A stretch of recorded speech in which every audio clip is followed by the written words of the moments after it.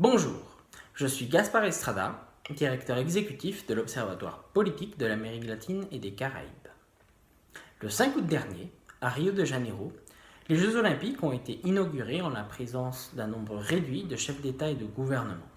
Et de la vie générale, ces JO se passent bien, les médailles ont commencé à être distribuées, les émotions sont présentes et la fièvre olympique a gagné Rio et de manière plus générale le Brésil, malgré les mauvais augures de la presse internationale. Et il est vrai qu'on pouvait se poser des questions par rapport à l'organisation de ces JO pour la première fois en Amérique du Sud, avec les problèmes qui existent et qui subsistent au Brésil, notamment par rapport à la violence, aux problèmes sanitaires, à la situation générale du pays.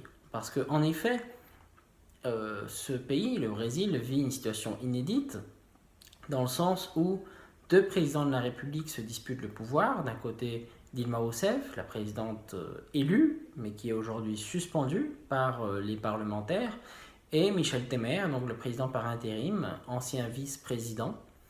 Et ces deux acteurs, justement, se disputent aujourd'hui le pouvoir. Il y a quelques jours, les sénateurs ont émis un signal favorable à Michel Temer, dans le sens où près de 60 d'entre eux ont décidé de poursuivre cette procédure de destitution qui arrivera à un terme à la fin du mois d'août, plus vraisemblablement le 25 août, donc quelques jours après la clôture des Jeux Olympiques. Et aujourd'hui, le plus probable est que Dilma Rousseff soit définitivement destituée. Est-ce que cela veut dire pour autant que le Brésil terminera avec en tout cas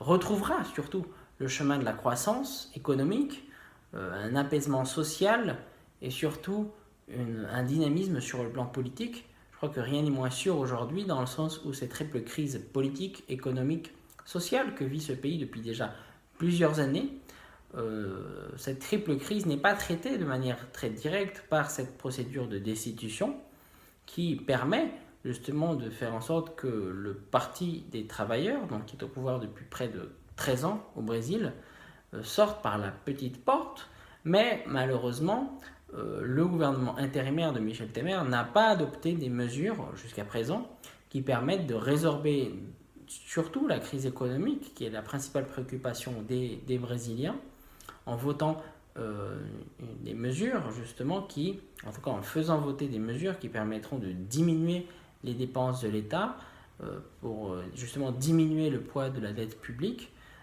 et surtout pour adopter des gestes d'apaisement au Brésil, notamment vis-à-vis des secteurs qui se sentent lésés en fait par cette procédure de destitution et qui sont très importants au Brésil. La nomination du premier gouvernement Michel Temer, qui est composé exclusivement d'hommes blancs, justement n'a pas été un signal d'ouverture de la part de Michel Temer. Et aujourd'hui, on voit bien qu'il y a une défiance de la part des Brésiliens qui désapprouvent de manière majoritaire le gouvernement intérimaire, qui est extrêmement impopulaire, uniquement 14% de satisfaits.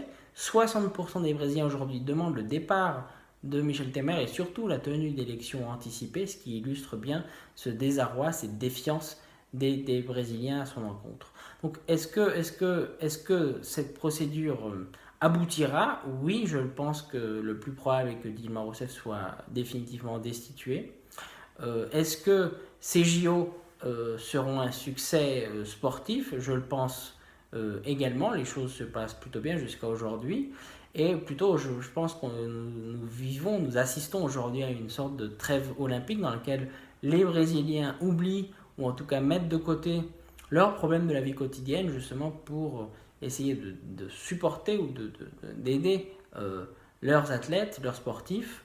Mais après la fin des émotions du sport, donc jusqu'à la fin du mois d'août, à partir de la fin des JO, les disputes politiques et la polarisation politique reviendra au Brésil.